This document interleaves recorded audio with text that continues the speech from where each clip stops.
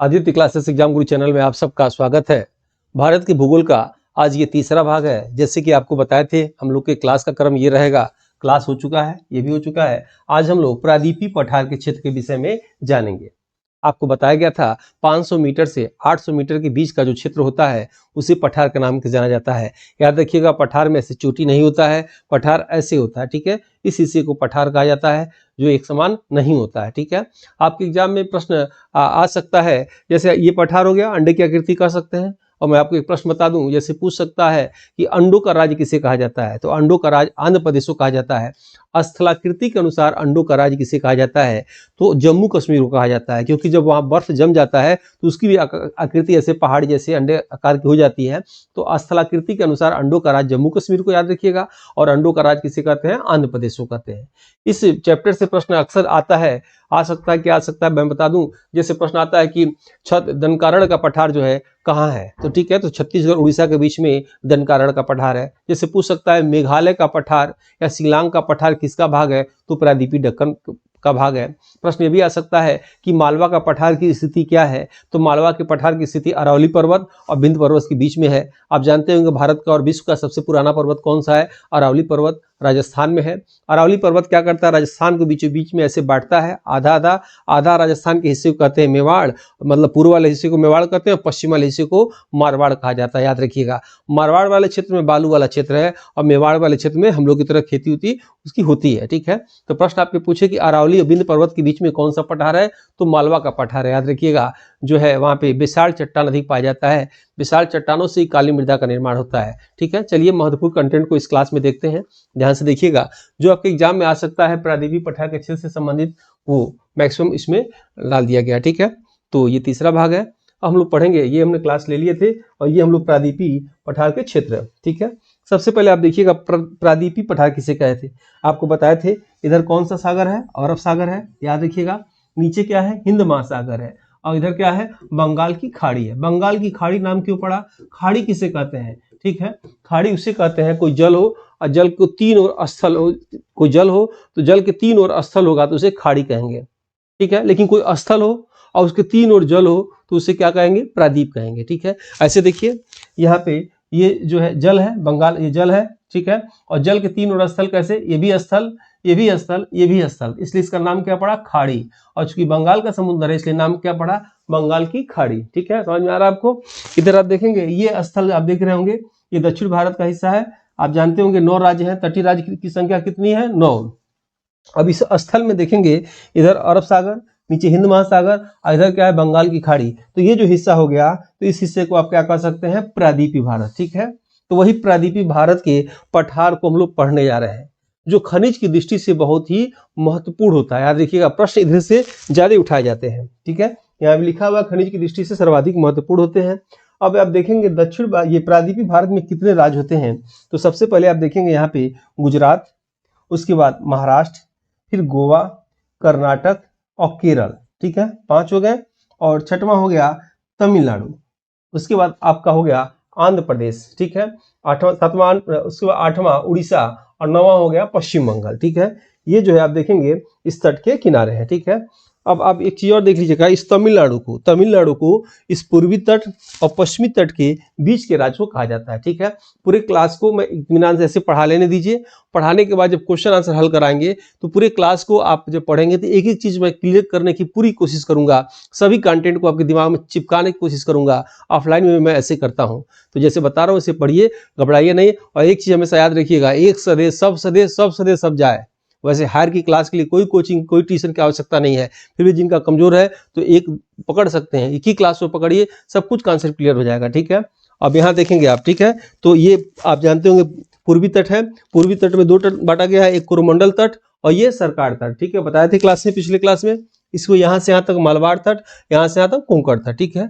अब एक चीज और देखिएगा, भूगोलवेत्ता क्या करते हैं कि इस प्रायद्वीपीय पठार क्षेत्र को, यानी इस दक्षिण भारत के पठारी क्षेत्र को अलग अलग भूगोलवेत्ता अलग अलग प्रकार से बांटते हैं। कोई 5 प्रकार से बांटता है, कोई चित्रों के अनुसार बांटता है। इस चक्कर में हम लोग नहीं पढ़ेंगे।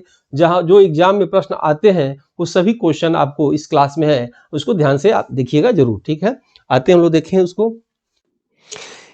इस बुक में 1 से 6 यूनिट तक के सिलेबस के अनुसार प्रश्नों का समावेश है। 4 बुक में 80 मॉडल पेपर हैं। एक मॉडल पेपर में 30 प्रश्न है, जिसमें आज तक के करंट अफेयर से लेकर सभी 1 से 6 यूनिट के प्रश्न को अपडेटेड कर दिया गया है।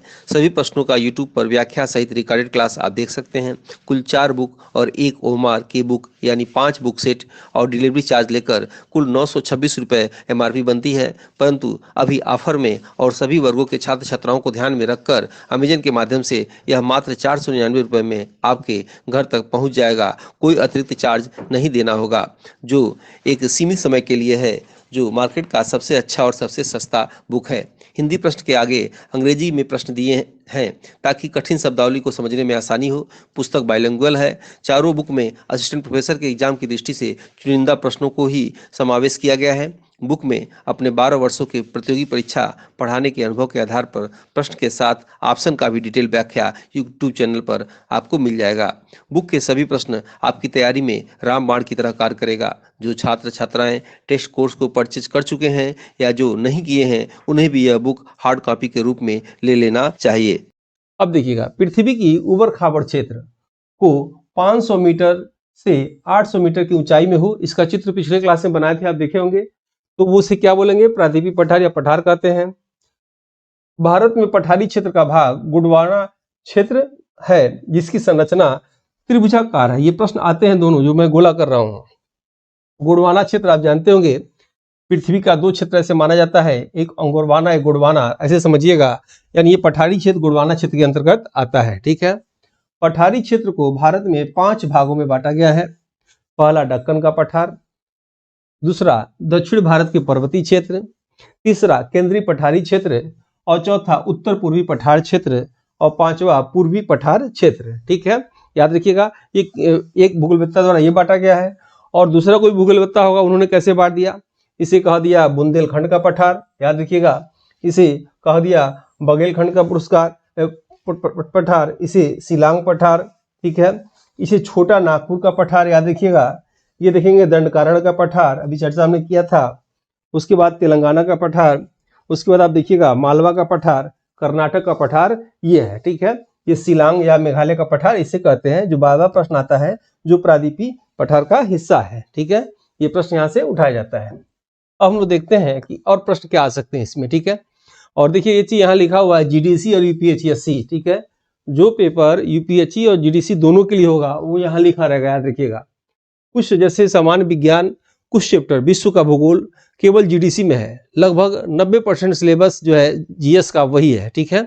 इसलिए ये जो टेस्ट पेपर आप लोग परचेज करेंगे वो GDC UPSC दोनों के लिए काम आ जाएगा। ठीक है। और ये मैं लिख दूंगा, इस चीज को समझ लीजिएगा। ठीक है। दोनों में है तो दोनों में रहेगा। ठीक है। GS अलग नहीं होता है। फिर देखिएगा प्रायद्वीपीय पठार क्षेत्र में, और ये GDC में थोड़ा सा UPSC जैसे प्रश्न आते हैं तो थोड़ा गहराई से आते हैं, तो एग्जाम आने दीजिए, सिलेबस हम बता देंगे उसको। ठीक है, सॉल्व करवा देंगे। प्रायद्वीपीय पठार क्षेत्र के परीक्षा की दृष्टि से महत्वपूर्ण तथ्य निम्नलिखित हैं। ठीक है। अब आप देखेंगे पहला पॉइंट दिया गया है, दक्कन का पठार का आकार सीढ़ीनुमा आकृति का है, याद रखिएगा, स्ट्रिप लाइक है। दक्कन पठार विशाल चट्टान का बना होता है, जिसमें काली मृदा पाई जाती है। आपको बताया गया था काली मृदा का दूसरा नाम रेगड़ मृदा, और क्या नाम है? स्वतः जोताई मृदा, और क्या नाम है? चरनोजी मृदा। काली मिट्टी पर सबसे अधिक फसल कौन सी होती है? तो कपास होती है, याद रखिएगा। काली मृदा सबसे अधिक किस राज्य में पाई जाती है? तो महाराष्ट्र में पाई जाती है। लेकिन कपास सबसे अधिक कहाँ होता है? गुजरात में होता है। इसकी चर्चा हम लोग पिछले क्लास में कर चुके थे, याद रखिएगा। ठीक है। अब यहाँ देखेंगे सीढ़ीनुमा, एक इतिहास का प्रश्न आता था कि भारत सोने की चिड़िया कहा जाता था। ठीक है। और उत्वी एक इतिहासकार था, उसने इस स्टेटमेंट को कहा था, भारत सोने की चिड़िया है, उत्वी ने कहा था। तो भारत से सोने की चिड़िया किस व्यवसाय से बना? तो यही कपास के व्यवसाय से बना, याद रखिएगा। कपास के व्यवसाय से जो है बना। उसको शेल्डन कहा जाता था पहले, शेल्डन से सिंधु नाम पड़ा। अलग अलग इतिहासकारों का मत है, उस पर हम लोग नहीं जाएंगे। यहाँ हम लोग आएंगे, सीढ़ीनुमा आकृति को ट्रैप कहा जाता है, याद रखिएगा। दक्कन पठार के अंतर्गत कर्नाटक का पठार भी आता है, जिसका पूर्वी भाग मैसूर का पठार और पश्चिमी भाग बाबा बूदन पर्वत के नाम से जाना जाता है। बाबा बूदन की पहाड़ी के विषय में जान जाइएगा। प्रश्न आता है कि भारत में कॉफी सबसे अधिक कहाँ होता है? तो कर्नाटक में होता है। वैसे आप जान जाइएगा, रेशम, सोना, कॉफी, मक्का, ये सबसे अधिक कहाँ होता है? कर्नाटक में होता है। तो कर्नाटक में सबसे पहले बाबा बूदन थे, वही ले आके कॉफी को अब एक पर्वत पर रोप दिए अब तब से उसका नाम पड़ गया बाबा बुदन का पहाड़। ठीक है, तो आपके एग्जाम में सीधे प्रश्न पूछ सकता है, बहुत गहराई से प्रश्न नहीं आता है कि बाबा बुदन की पहाड़ी भारत के किस राज्य में है, तो क्या आंसर लगाएंगे, कर्नाटक। अनुभवी टीम द्वारा यूपीएचईएससी का टेस्ट सीरीज शुरू किया गया है जीके जीएस पेपर के लिए, जो 6 यूनिट वाइज है, जिसके अभ्यास से आप अपने जीके जीएस के कॉन्सेप्ट को क्लियर करके अपने लक्ष्य को आसानी से प्राप्त कर सकते हैं। अगर आप इस टेस्ट सीरीज को लेते हैं तो आपको फ्री में मिलेगा सभी यूनिट के मॉडल पेपर, 100 से अधिक हैं, और सभी यूनिट के पीडीएफ नोट्स हिंदी और इंग्लिश में, 50 plus grouping test, 20 plus unit wise test, 58 plus PDF 5 test और 2014 से 21 तक साल भर पेपर है। इसके लिए आपको नई जानकारी के लिए टेलीग्राम ग्रुप पर आप जुड़ सकते हैं।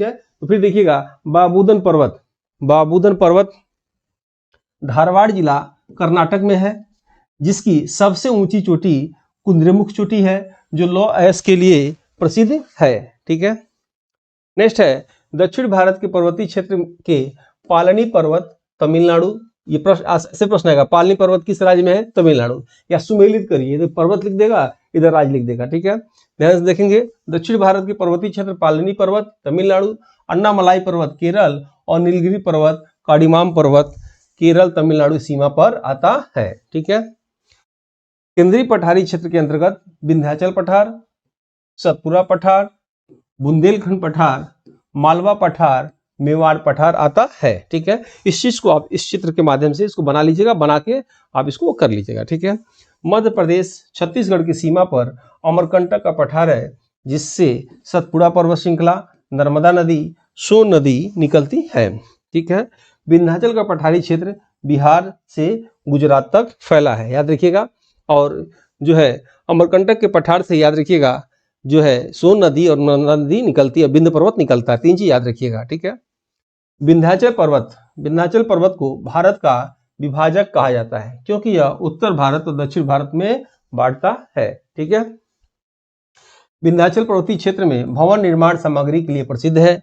सतपुड़ा पर्वत अमरकंटक से छत्तीसगढ़, मध्य प्रदेश, गुजरात तक फैला है। छत्तीसगढ़ के मैकाल पर्वत से अमरकंटक नदी निकलती है।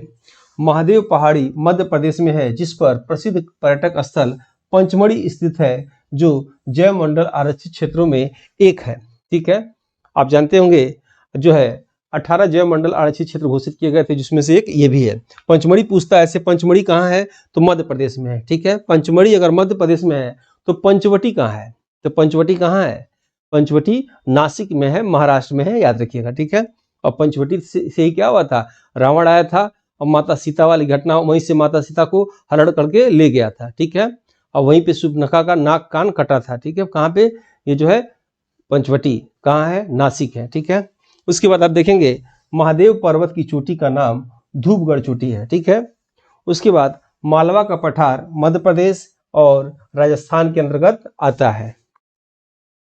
ठीक है, मालवा पठार की सबसे महत्वपूर्ण नदी याद रखिएगा चंबल नदी है, जो राजस्थान, मध्य प्रदेश, उत्तर प्रदेश, प्रश्न आ चुका है, उत्तर प्रदेश के मात्र एक जिले में, वो भी इटावा जिले में चंबल नदी आती है और आके जमुना में जो है उसकी मिल जाती है, जमुना नदी में मिल जाती है। ठीक है, प्रश्न ये आता है उत्तर प्रदेश के किस जिले में चंबल नदी बहती है, तो क्या आंसर आप देंगे, इटावा जिले में। ठीक है, इटावा जिले में, और उसके बाद दूसरे किसी जिले में नहीं जाती है, और किस में मिल जाती है, आके जो है यमुना नदी में आके मिल जाती है। ठीक है, केवल इटावा जिले में बहती है, चंबल नदी इटावा में आकर यमुना नदी में मिल जाती है। ठीक है, राजस्थान में चंबल नदी पर राणा सागर बांध और जवाहर सागर बांध है, तथा मध्य प्रदेश में गांधी सागर बांध है।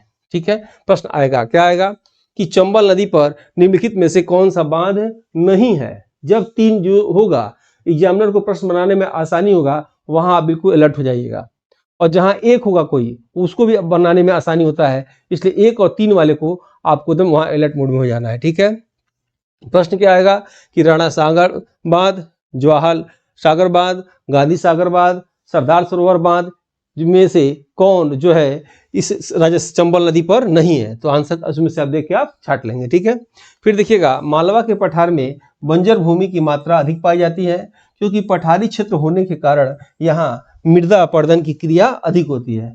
मृदा अपर्दन क्या होता है, एक स्थान से दूसरे स्थान को मिट्टी को जाना, यहाँ से यहाँ जाना अपर्दन, और यहाँ से यहाँ मिट्टी जाने के लिए रोक दिया जाए उसे मृदा संरक्षण कहते हैं। ठीक है, यानी मिट्टी को बहाव को रोका जाए तो इसे कहा गया संरक्षण, और जो जाएगा तो क्या बोलेंगे, अपर्दन। ठीक है, फिर देखिएगा, बंजर भूमि को भौगोलिक भाषा में उत्खाद भूमि या बीहड़ भूमि के नाम से भी जाना जाता है।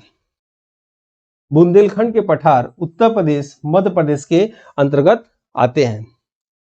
बुंदेलखंड के अंतर्गत आने वाले जिले झांसी, ललितपुर, जालौन, ठीक है, 3 जिला झांसी मंडल में आते हैं। ठीक है, और महोबा, बांदा, हमीरपुर, चित्रकूट 4 जिला चित्रकूट मंडल के अंतर्गत आते हैं। अर्थात बुंदेलखंड के अंतर्गत कुल 7 जिले आते हैं। ये प्रश्न आ चुका है। प्रश्न आता है निम्नलिखित में से कितने जिले बुंदेलखंड के अंतर्गत आते हैं। ठीक है, और उसके अंदर मंडल है, आप जानते होंगे, तो एक मंडल झांसी में 3 जिला और चित्रकूट में भी 4 जिला। ठीक है, आप इसमें से महोबा के विषय में जानते हैं, पान नगरी कहा जाता है। पान नगरी कहाँ है, महोबा, या पान अनुसंधान केंद्र कहाँ है, महोबा में। ठीक है, और ठीक है, चित्रकूट में पूछेगा आपसे कि चित्रकूट जलप्रपात कहाँ है, तो चित्रकूट जिला मत लगाइएगा। ठीक है, वो इसलिए नहीं, वो अलग है, उसे भारत का नियाग्रा के नाम से जाना जाता है, पिछले क्लास में बताए थे।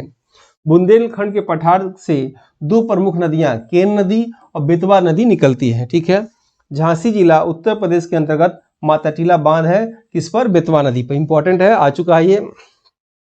भारत का 90% कोयला गुड़वाना चट्टानों से प्राप्त होता है। ठीक है, खनिज संसाधनों का भंडार मालवा के पठार को कहा जाता है, यानी मालवा का पठार खनिज संसाधन के लिए पूरा भरपूर है।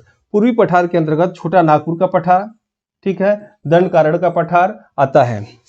लौह अयस्क तथा अभ्रक का लगभग 60% भाग छोटा नागपुर के पठार में पाया जाता है। इस क्लास को देखिए, मैं बता दूं अंदर की चीज, अगर इस क्लास को कमांड करना है तो ये आंख बंद कर ये चीज ये याद कर लीजिएगा, ये पूरा फिगर आप याद कर लीजिएगा आंख बंद करके। आंख बंद का मतलब क्या, कि इसको एकदम बैठा लीजिएगा, इसका क्या नाम है, इसका क्या नाम है, इसका क्या नाम है। उसके बाद इस क्लास को पढ़ेंगे तो और बेहतरीन आपको समझ में आने लगेगा। चलिए देखते हैं आगे। आगे हम लोग आते हैं, पारसनाथ छोटा नागपुर के पठार की सबसे ऊंची चोटी कही जाती है। ठीक है, याद रहे, यहाँ पे 2 चीज याद रखिएगा।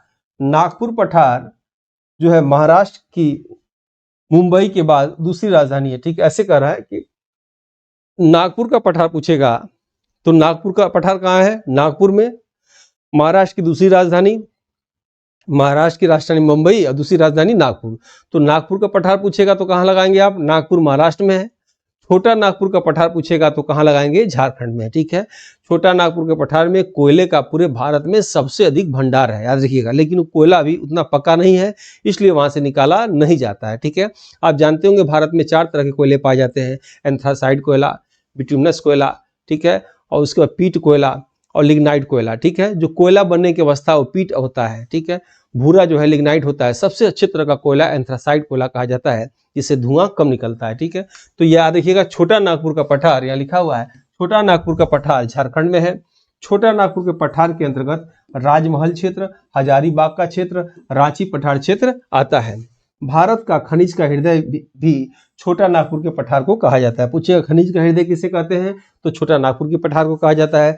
भारत का रूर नदी दामोदर नदी को कहा जाता है, और भारत का रूर क्षेत्र छोटा नागपुर के पठार को कहा जाता है। रूर नदी कहाँ है, जर्मनी में। ठीक है, रूर नदी जो है जर्मनी में है, जो बहती है तो अपने साथ कोयले का जीवाश्म बहुत ज्यादा लेके चलती है, और बहुत ज्यादा जीवाश्म ढोने वाली नदी है रूर नदी, जर्मनी की। ठीक है, दामोदर नदी को याद रखिएगा, रूर नदी के नाम से जाना जाता है। ठीक है, वही चीज यहाँ कह रहा है कि भारत का रूर नदी दामोदर नदी को कहा जाता है, और भारत का रूर क्षेत्र छोटा नागपुर का पठार को कहा जाता है, क्योंकि कोयले का यहाँ पे ज्यादा भंडार है। दंडकारण्य का पठार छत्तीसगढ़, मध्य प्रदेश, उड़ीसा, तेलंगाना, महाराष्ट्र आदि राज्यों में फैला हुआ है। ठीक है, नेक्स्ट आते हैं हम लोग चित्रकूट जलप्रपात, इसकी चर्चा कर रहे थे। चित्रकूट जलप्रपात छत्तीसगढ़ उड़ीसा सीमा पे है, जो इंद्रावती नदी पर जो है छत्तीसगढ़ से निकलती है। ठीक है, ये चित्रकूट जिला मत लगा दीजिएगा, ठीक है, वो अलग है।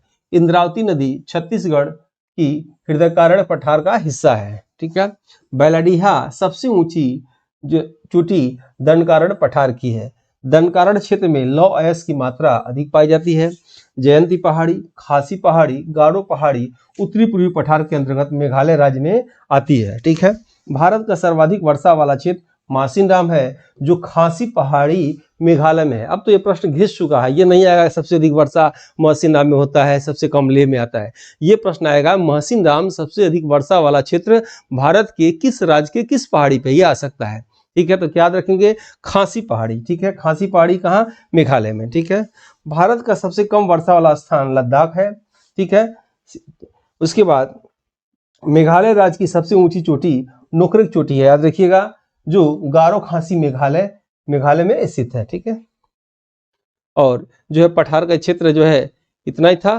इसके बाद जो है हम लोग नेक्स्ट क्लास में अब ये पढ़ने जा रहे हैं तटीय मैदान और द्वीप समूह के क्षेत्र को हम लोग पढ़ने जा रहे हैं। ठीक है, वीडियो को जो लोग अभी तक लाइक सब्सक्राइब न किए हों आप कर दीजिए, ग्रुप को हो सके तो अपने किसी ग्रुप में भी शेयर कर दीजिए। मिलते हैं हम लोग नेक्स्ट वीडियो में। जय हिंद, जय भारत।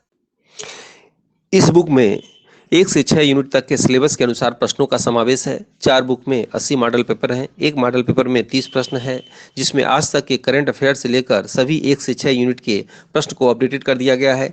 सभी प्रश्नों का यूट्यूब पर व्याख्या सहित रिकॉर्डेड क्लास आप देख सकते हैं। कुल 4 बुक और 1 ओमार की बुक यानी 5 बुक सेट और डिलीवरी चार्ज लेकर कुल 926 रुपये MRP बनती है, परंतु अभी ऑफर में और सभी वर्गों के छात्र छात्राओं को ध्यान में रखकर अमेजन के माध्यम से यह मात्र 499 रुपये में आपके घर तक पहुंच जाएगा। कोई अतिरिक्त चार्ज नहीं देना होगा, जो एक सीमित समय के लिए है, जो मार्केट का सबसे अच्छा और सबसे सस्ता बुक है। हिंदी प्रश्न के आगे अंग्रेजी में प्रश्न दिए हैं ताकि कठिन शब्दावली को समझने में आसानी हो। पुस्तक बाइलिंगुअल है। चारों बुक में असिस्टेंट प्रोफेसर के एग्जाम की दृष्टि से चुनिंदा प्रश्नों को ही समावेश किया गया है। बुक में अपने 12 वर्षों के प्रतियोगी परीक्षा पढ़ाने के अनुभव के आधार पर प्रश्न के साथ ऑप्शन का भी डिटेल व्याख्या यूट्यूब चैनल पर आपको मिल जाएगा। बुक के सभी प्रश्न आपकी तैयारी में रामबाण की तरह कार्य करेगा। जो छात्र छात्राएं टेस्ट कोर्स को परचेज कर चुके हैं या जो नहीं किए हैं, उन्हें भी यह बुक हार्ड कॉपी के रूप में ले लेना चाहिए। अनुभवी टीम द्वारा UPSC का टेस्ट सीरीज शुरू किया गया है जीके जीएस पेपर के लिए, जो 6 यूनिट वाइज है, जिसके अभ्यास से आप अपने जीके जीएस के कॉन्सेप्ट को क्लियर करके अपने लक्ष्य को आसानी से प्राप्त कर सकते हैं। अगर आप इस टेस्ट सीरीज को लेते हैं तो आपको फ्री में मिलेगा सभी यूनिट के मॉडल पेपर, 100 से अधिक हैं, और सभी यूनिट के PDF नोट्स हिंदी और इंग्लिश में, 50+ grouping test, 20+ unit wise test, 58+ PDF 5 test और 2014 से 21 तक साल भर पेपर है। इसके लिए आपको नई जानकारी के लिए टेलीग्राम ग्रुप पर आप जुड़ सकते हैं।